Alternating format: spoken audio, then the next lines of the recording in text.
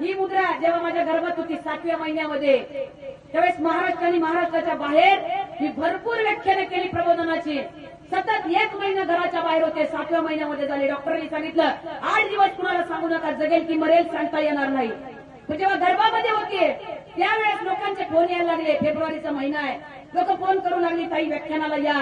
मग मी हातात घेतलं जिजाऊंचं चरित्र आणि त्या जिजाऊला नाही काही चुकलं की जेव्हा शिवराच्या गर्भामध्ये असताना स्वराज्यामध्ये ढाल घेणारी आणि हातात तलवार घेणारी माता माई माऊली आई जिजाऊ होऊन गेले, की जी आई जिजाऊ म्हणते माझ्या स्वराज्याला मी राखेल, जो कधी पुढे येईल त्याला कापून टाकेल. त्या आई जिजाऊनं धाडस केलं. मी विचार केला मी आई जिजाऊ नाही होऊ शकत, पण आई जिजाऊंच्या पायाच्या खाली जी धूळ आहे ना त्या धुळीचा एक कण तर होऊ शकते ना. मी इतिहास नाही घडू शकणार, पण मी जो इतिहास आम्हाला मिळालाय, जो वारसा आम्हाला मिळालाय, तो वारसा मी लोकांपर्यंत पोहोचू शकतो, तळागाळात पोहोचू शकतो.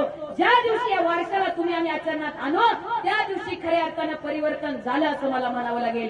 चांगले विचार मातीतून सोनं होतात, पण वाईट विचार सोन्याची माती करायला वेळ लावत नाही. माता माई माऊलींनो ध्यानात ठेवा.